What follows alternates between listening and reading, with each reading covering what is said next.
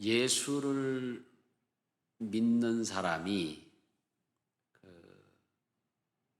이렇게 믿음으로 병 고침을 받을 수 있죠. 그런데 안 믿는 사람을 우리 그리스도인들이 또는 주의 종들이 위해서 기도하면 병 고침을 받을까요? 안 받을까요? 받습니다. 이 치유라고 하는 것은 우리가 그 사람 은혜를 받을 수 있어. 아이, 저 사람은 안 돼. 이런 예단을 해서는 안 된다는 거예요. 즉, 치유는 전적으로 예수님의 긍휼하심에 근거한다. 그래서 병자의 믿음을 보시고 치유하십니다. 마태복음 9장에 보면 네 믿음이 너를 구원하였다. 네 믿음대로 되라. 안진병에게 소경에게 봉사해. 막 그렇게 얘기하잖아요. 예수님이. 그런데 마태복음 8장에서는 베드로의 장모가 열병으로 앓아 누운 걸 보시고 그냥 고쳐주셔요. 또 마가복음 7장에서도 보면 귀 먹고 말 더듬는 자, 그냥 불쌍해서 그 사람을 따로 데리고 무리를 떠나서 손가락을 그 양귀에 넣고 침을 뱉고 그의 혀에 손을 대시고. 왜 그럴까요? 이게 지저분하게. 예수님이 이거는 사랑의 표시예요. 사랑의 표시. 우리가 그거를 이해할 수 있는 문화가 있을까요? 없을까요? 우리 있습니다. 우리 어렸을 때 비상약 딱 2가지였어요. 우리 권사님들은 비상약 딱 2가지라면 감 잡았을 거예요. 1번 된장, 2번 어머니 침. 그렇죠? 그런데 뭐가 제일 많이 써먹었을까요? 어머니 침. 그래가지고 어디 아우 나 여기 아파 그러면 침을 발라주는 거예요. 그럼 또 안 아파 나서. 이게 뭘까요? 학자들은 그것을 플라시보 효과다 이런 얘기도 해요. 분명히 그런 측면이 있어요. 군대 가서요, 지금 감기 걸려서 머리가 아파 죽어서 머리가 빠개지는 것처럼 두통이 왔어. 그래서 이제 의무실에 갔더니 웬만한 데는 옛날에요, 그 군의관도 없고 위생병이 하나 딱 있었어요. 그것도 고참이. 위생병이래야 위생에 대해서 아는 것도 없어. 그냥 고참이라 한 자리 차지하고 가서 버티고 있는 거예요. 그래, 어떻게 왔냐? 머리가 아파서 왔습니다. 그래? 하고는 알약을 하나 주는 거예요. 보니까 페스탈이요. 머리가 아픈데 왜 페스탈을 주냐고. 소화제를. 머리가 아파서 왔는데 왜 페스탈을 줍니까? 이 소화제 아닙니까? 그랬더니 빠져가지고 먹어. 너 군기가 빠져서 안 되겠어. 엎드려 뻗쳐 일어나. 쪼글떼기 50번 실시. 머리 아파 죽겠는데 소화제 먹여놓고 쪼글떼기 50번 하는 거예요. 그럼 끝나나? 아니요. 근데 아파 안 아파? 아픕니다. 그럼 다시 앞으로 치짐 뒤로 치짐 한참을 기합을 줘. 그리고 또 일어나래. 아파 안 아파? 가만히 보니까 안 아프다고 그러면 기합을 계속 주게 생겼대. 안 아픕니다 하고 내무반으로 왔다. 이거 별난 위생병도 다 있다.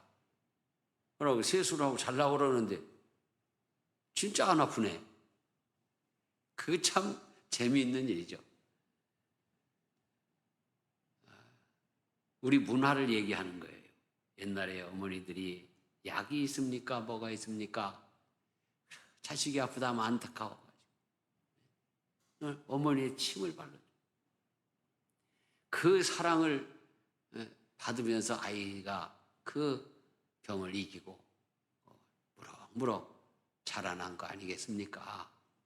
그래서 이 침을 바른다든지 뭐 하여튼 만진다든지 하는 거는 이게 사랑의 표현이에요. 사랑의 표현. 지저분한 게 아니에요. 제가 어느 날 우리 애들이 배 아프다고 해서 나도 우리 어머니한테 배운 대로 딱하니 배를 문질러 줬어요. 아빠 손은 약손, 누구 배는 똥배 그러면서 이렇게 만져줬어요. 그러고 기도해 줬어요. 그랬더니 얼마 후에 이 아이가 스르르 잠을 자더라고요. 근데 어느 날 나도 배가 아파서 아유야 배가 아파서 밥 못 먹겠다 어쩌고 하고서 누워 있으니까 쪼르르 오더니 내 배는 약손, 지 이름을 얘기하면 내 배는 약손, 아빠 배는 똥배 그러면서 내 배를 만지는 거예요. 자, 예수님이 그 주먹고 말 더듬는 자를 데리고 이렇게 한적한 조금 무리를 떠나서 손가락을 그의 양귀에 넣고 침을 뱉어 그의 혀에 손을 대시고 이런 행위는 비위생적이라고 말하면 뭐 그 또한 맞는 얘기지만 당시의 상황 속에서는 예수님의 최고의 사랑의 행위예요. 왜냐? 두 가지예요. 크게. 첫째는 유대인은 이방인을 만나면 절대로 만질 수가 없어요. 부정타요. 말도 안 해요. 그 다음에 병자도 만지면 안 돼요. 큰일 나요. 그래 병자를 만졌다? 정결하게 하는 의식을 행해야 되는 거예요. 그렇기 때문에 있을 수 없는 일을 예수님은 그 병자가 불쌍해서 사랑의 표현을 하시는 거예요. 그것 때문에 병이 낫는 건 아니에요. 예수님이 귀를 만졌다고 귀를 막 이렇게 만지고 뭐 이렇게 침을 뱉어 손을 대고 그래서 그것이 병을 낫게 하는 거죠. 예수 안에 있는 이 치유의 능력이 에바다 열려라 하고 기도하실 때 그 소경이 다시 귀가 열리고 혀가 맺힌 것이 풀려 말이 분명해졌다. 그렇기 때문에 우리 그리스도인들이 사랑이 있고 또 위에서 기도하고 싶은 마음이 있으면 저 사람은 교회 안 다니는데 안 돼. 기도해 주면 안 돼. 그렇게 할 필요 없어요. 교회 안 다녀도 불쌍하게 생각이 되고 기도해 주고 싶고 사랑하는 마음이 생기면 가서 손을 얹어서 기도해 줄 수 있는데 내가 위해서 기도해도 될까? 라고 양해를 구하고 그렇죠? 느닷없이 가서 또 주여 하면 깜짝 놀라가지고 잘못하다가 또 부작용이 날 수 있죠. 양해를 구하고 자매님 또 뭐 가급적이면 남자 성도들은 여자 성도에게 안수하는 것보다는 그분의 남편이나 또는 아내의 손 위에 이렇게 해서 직접. 근데 또 성도들이 요청하는 수가 있어요. 목사님 안수 좀 해주세요. 안수 좀 해주세요. 그러면 지지난주인가 지지난주 얘기했죠. 증인이 있거나 공개적인 데서 안수를 하는 것이 좋다. 그래서 양해를 구하고 그 사람의 치유를 위해서 우리가 기도할 수 있다. 믿음이 없는 자라도. 그런데 믿음이 있는 자는 뭐 더 말할 나위 없죠. 저도 이렇게 안수할 때 그 기도를 받는 사람의 상태를 안수하면 다 알 수 있어요. 그리고 반응하는 것도 다 느껴져요. 우리 몸은요, 하나의 그 악기통과 같아요. 특히 요 부분 악기통 아닙니까? 요 부분. 그래서 기도할 때 아멘 하고 속으로든 작게든 크게든 아멘 하면 이 와요, 전달이. 그러면 기도할 때 얼마나 좋은지 몰라요. 아멘으로 화답하면. 그런데 어떤 분은요, 안수기도 하면 숨도 안 쉬어. 그냥 숨이라도 쉬던가. 하고 있으면은 어떻게 기도를 오래 할 수가 없어. 저러다가 숨 막힐까 봐. 얼른 기도를 마칠 수밖에 없어요. 그러니까 안수기도를 받는다 할 때는 여러분 아멘 하고 화답을 하는 게 좋아요. 대신 지질환중과 안수 받을 때는 아무 데나 가서 받으면 안 된다 그랬어요. 그래서 이 믿음이 있으면은 그 기도 응답을 받는데 훨씬 효과적이죠. 그 다음에요, 자기 믿음 때문에 병이 낫는 수가 있어요. 오기도 전에 나아버려. 그런 일이 있나요, 없나요? 있어요. 10명의 문둥병자가 예수님에게 왔어요. 제사장에 가서 보여라 그랬더니 어떻게 됐어요? 가다가 나섰어요. 가다가. 왜 가다가 나섰을까요? 예수님이 제사장에게 가서 보여라 했을 때에는 이게 나았어야 되는 거예요. 문둥병이 안 나왔으면 제사장에게 보일 수가 없어요. 제사장이 만나주지도 않아요. 그러니까 9명의 유대인과 1명의 사마리아인들은 예수님이 제사장에게 가서 보여라 했을 때는 그 말씀이 무슨 말씀인지를 알고 갔다는 거예요.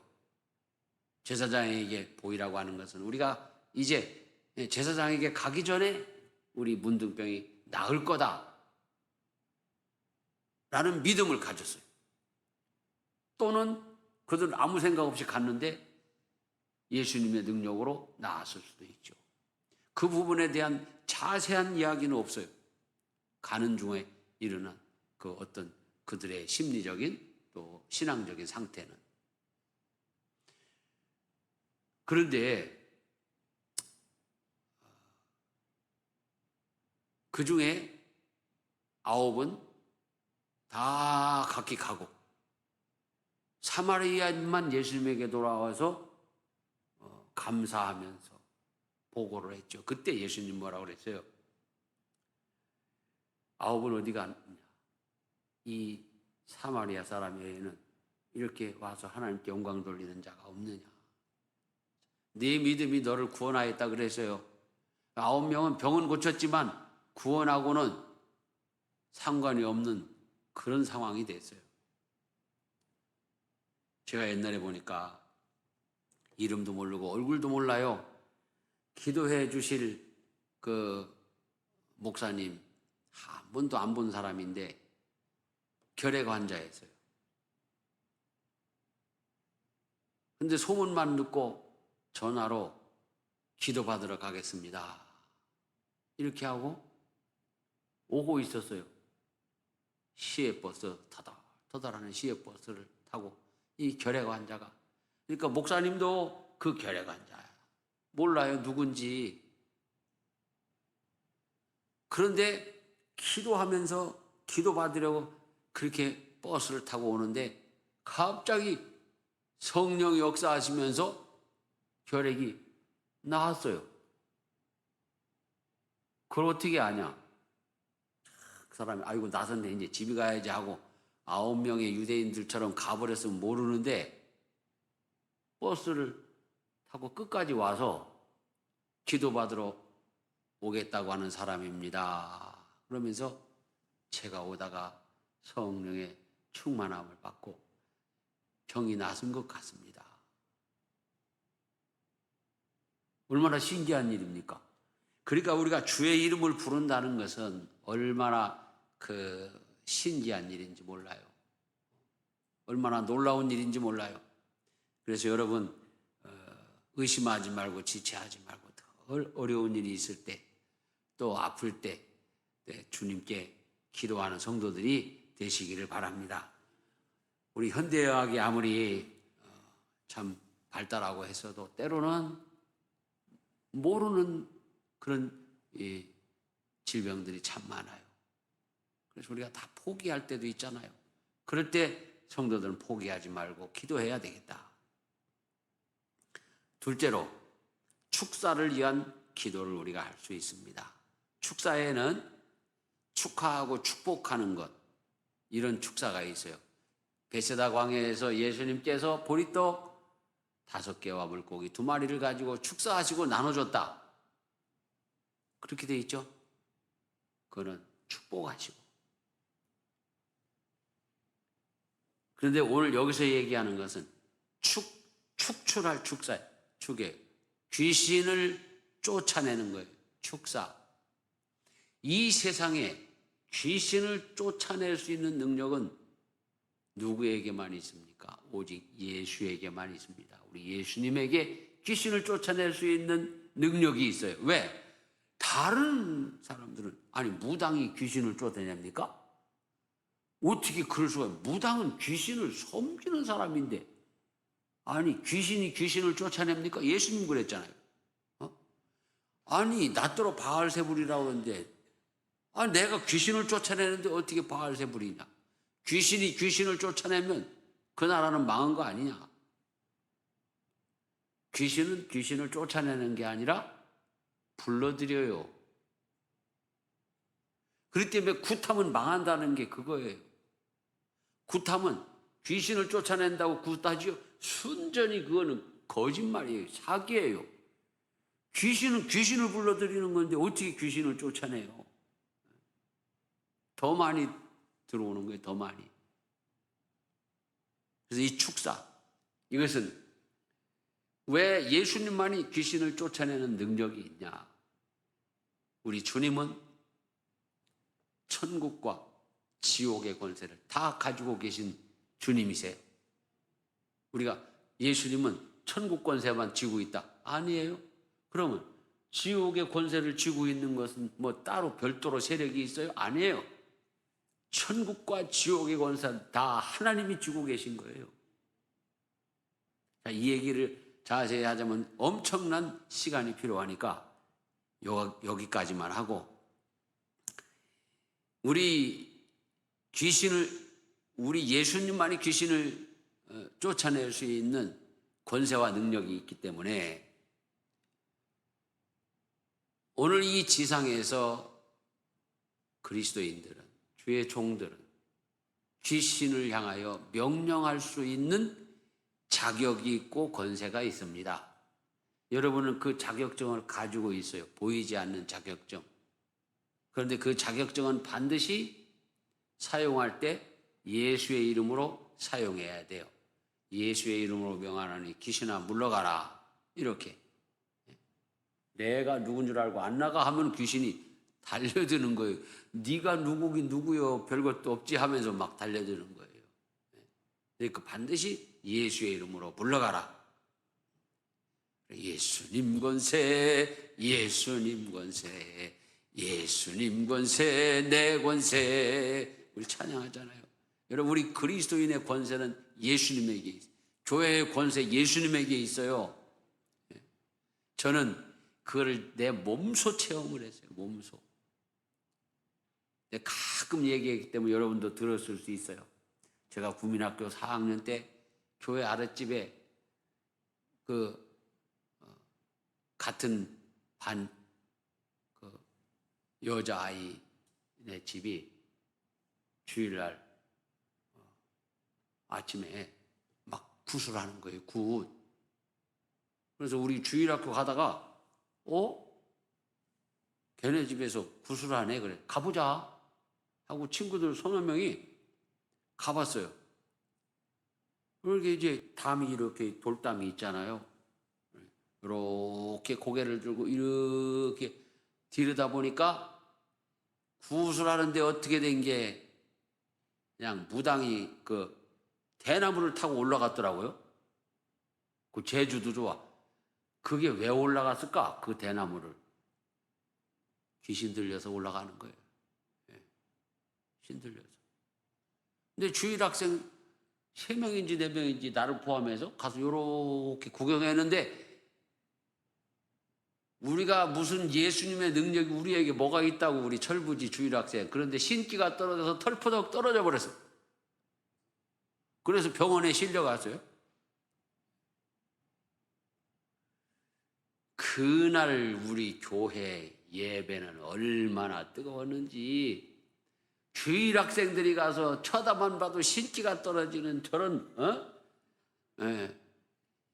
귀신 무당 그까이 거 우리는 예수님 권세 내 권세 우리는 예수님의 자녀다. 예수 믿는 사람이다. 그러니까 얼마나 신이 납니까?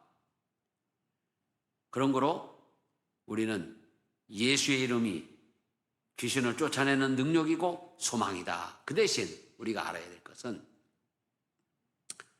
정신적 질환이나 유사한 증상을 귀신 들렸다고 하면 안 됩니다. 이런 거 잘 구분해. 우울증이라든지 뭐 조현병이라든지 뭐 여러 가지 있잖아요. 심리적으로 어려운 거. 근데 그런 것들을 빨리빨리 위로하고 치유해 주지 않으면 그런 증상들을 통해서 귀신이 역사할 수는 있죠. 위험하죠.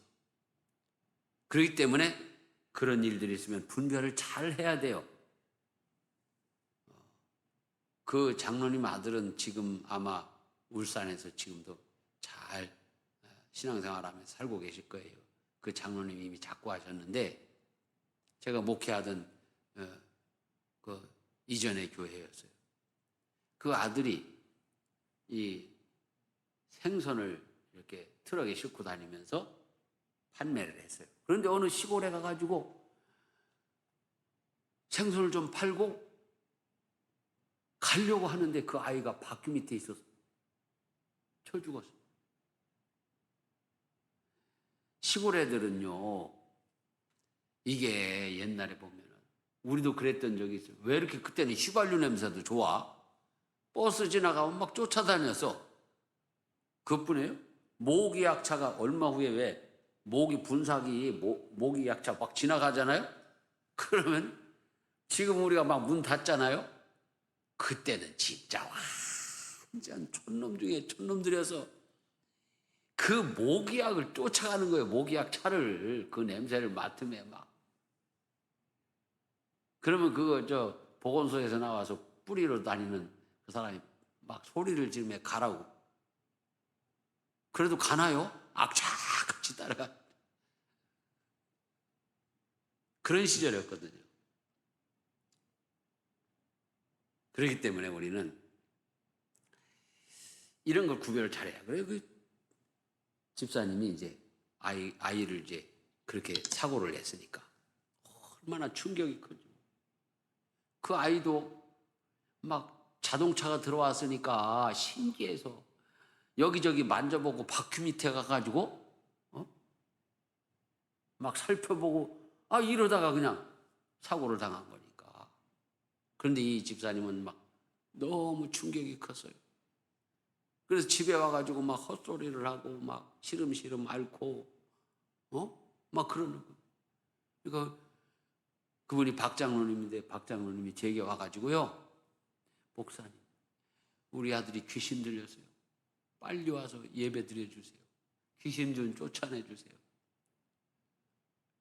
그래서 내가 가봤어요. 그랬더니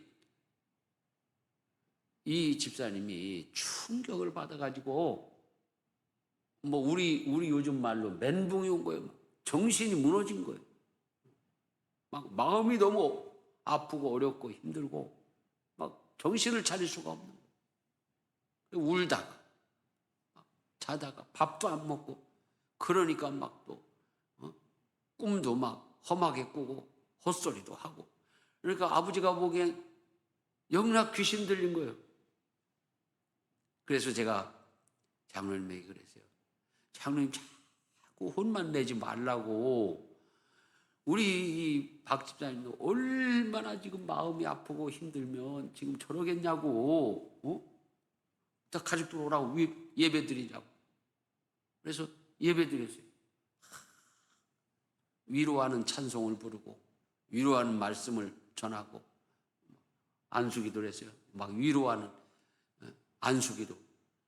우리 장로님이야 예수 이름으로 귀신아 물러가라 막 그렇게 하면 속이 시원할 텐데 나는 그렇게 안 했어요. 집사님 괜찮습니다. 주님도 다 이해하십니다. 얼마나 안타까운 일입니까? 하면서 기도해주고 막 우는 거예요. 울어. 그리고 나오면서 그랬어요. 식사를 죽이래도 맛있게 끓여가지고 먹이세요. 지금은 한마디도 험한 말씀하지 마세요. 위로하세요. 격려하세요. 절대로 귀신 들린 거 아닙니다. 그래서 얼마 후에 기운을 차리고 생업의 현장에 있는 울산으로 갔어요. 그분이 그 장로님도 원래가 포항 분이거든요. 자, 우리가 이 귀신 들렸다는 명백한 판단은 무엇으로 해야 될까요? 그것은 기도하는 사람, 분별의 은사를 받은 사람이 판별할 수 있습니다. 그리고 일반적인 얘기는 좀 삼가하도록 하겠습니다. 그러나 오늘 우리에게 예수님께서 마태복음 10장에 말씀하셨어요. 예수께서 그의 12제자를 부르사 더러운 귀신을 쫓아내며 모든 병과 모든 약한 것을 고치는 권능을 주니라. 우리에게도 예수의 이름으로 병 고치고 귀신을 쫓아낼 수 있는 권능을 주셨고 은사를 주셨습니다. 그래서 우리는 믿음으로 기도하는, 아이고 내가 기도해갖고 나을까? 그럴 필요 없어요. 손을 얹고 기도하고 하나님의 은혜를 구하고 설사 안 낳는다고 해도 자꾸 하나님의 은혜를 사모하면서 그렇게 기도하는 이와 같은 성도가 되면 하나님께서 여러분을 믿음의 도구로 사용하여 주실 줄 믿습니다. 다음으로 마지막 핍박자를 위한 기도. 나를 괴롭히고 힘들게 하는 사람, 그 사람을 위해서 기도하는 것, 이게 결코 쉬운 거 아닙니다. 정말 쉬운 거 아닙니다. 그러나 주님 말씀하셨어요. 마태복음 5장에 너희를 사랑하는 자를 사랑하면 무슨 상이 있겠냐. 그거는 누구나 하는 거 아니냐 이거예요. 그렇죠? 나를 사랑하는 사람은 나도 사랑하고 위해서 기도하고 그건 누구나 한다 이거예요. 심지어 안 믿는 사람들도 give and take라고 하잖아요. 그럼 우리가 그리스도인으로서 구별되는 것이 무엇이냐? 핍박자를 위해서 기도하는 것이다. 그게 최종 승리더라고요. 나도요, 핍박자를 위한 기도 참 뒤늦게 했어요. 목회하고서도요, 한동안 그런 기도 안 했어요. 왜냐? 내가 총각되든, 결혼하고 나서든 내가 누구하고 싸우거나 척진 일이 없어요. 군대에 있을 때도 마찬가지. 나는 누가 나를 안 건드리면 가만히 있는 스타일. 절대로 먼저 안 건드려요. 그런데 건드렸다 하면 또 한바탕 난리를 치는 그런 스타일이에요. 그 우리 사모님이 사자라고, 사자. 성격이 사자. 평소에는 너부디디하니 땅에다 턱 대고 있다가 누가 건들면 엉 하는 스타일이다. 난 안 건드려. 누구랑 싸운 적이 없어. 생전. 근데 건들면 싸워서.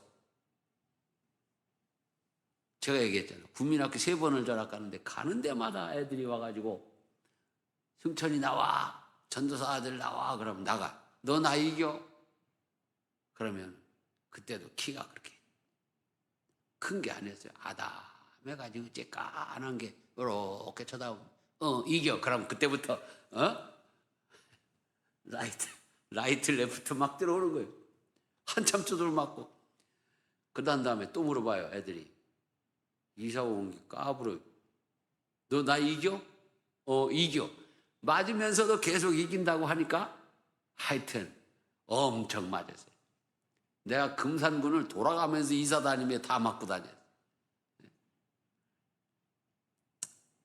그래, 그때 우리 아버지는 뭐 이렇게 목회를 한 군데서만 하지 이렇게 여기도 갔다 저기도 갔다 그러시는가. 그런데요, 목회하고 그것도 한 근 10수년이죠. 어느 날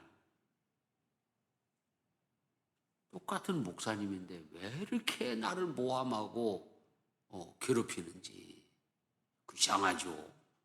똑같은 목사님인데도 나를 보면 그렇게 모함하고 괴롭혀요. 그래서 그냥 그 사람만 생각하면 그냥 기도하다가도 기도가 탁 막히고, 설교 준비하다가도 그 사람 생각나면 막 이제 마음이 막히는 거예요. 마음이 막혀. 이거 어떻게 하면 좋지? 여러분, 사실 누구랑 싸우거나 이렇게 하고 나면 기도가 막히잖아요. 그렇죠? 그 사람하고 화해하고 이렇게 될 때까지 참 기도하기 힘들어요. 그런데 이거 일방적이거든. 그러니 참 어떻게 상당히 고단한 거예요. 그런데 어느 날 이 원수를 위해 기도해라. 오늘 마태복음 5장 43절로 48절에 있는 말씀이죠. 그 말씀을 기억하면서 억지로라도 좀 해볼까? 억지로 이제 기도를 하기 시작했어요. 아무개를 용서해 주세요. 그리고 아무개를 축복해 주세요. 이렇게 기도하기 시작하는데 갑자기 가슴이 시원해지는 거예요. 시원해지면서 또 왜 가슴이 뜨끈뜨끈해지죠. 이게 참. 근데 한국 사람만은 그걸 이해할 수 있어요. 이 성령의 역사를. 뜨거운데 시원하고 시원한데 뜨거워. 이거 한국 사람만이 아는 거예요. 왜? 한여름에도 갈비탕 먹으면 시원하다 하는 민족이 한국 사람이에요. 미국 사람하고 같이 갈비탕 먹으면서 뜨거운 거 먹으면 시원하다 하면은 왜 시원하냐고 이해 안 간다고 그런다는 게 다. 그런데 그렇게 막 억지로라도 막 용서하고 축복하는 기도를 하니까 내 가슴이 시원하고 심장이 뜨뜻한 거예요. 여러분, 핍박자를 위해서 기도합시다. 말씀에 순종하면 순종의 열매를 거두게 될 줄로 믿습니다. 시간 우리에게 주신 오늘 기도학교의 말씀을 기억합시다. 첫째는 치유를 위한 기도를 나도 하게 하여 주시고 나를 주님 치유의 도구로 삼아 주시옵소서. 예수의 이름으로 기도할 때 병이 낫고 귀신이 나가는 능력을 우리에게 더하여 주시옵소서. 또한 핍박자를 위해서 기도할 수 있게 하여 주시옵소서. 기도해 주시고, 우리 김동란 권사님 아버님, 김사복 성도님 서울 보람의 병원 중환자실에서 지금 이렇게 수술을 준비하는 가운데 있습니다. 주님 치료의 광선을 비춰주시옵소서. 가족들을 위로하시고 격려하여 주시옵소서. 486장 찬송 부른 후에 함께 기도하겠습니다.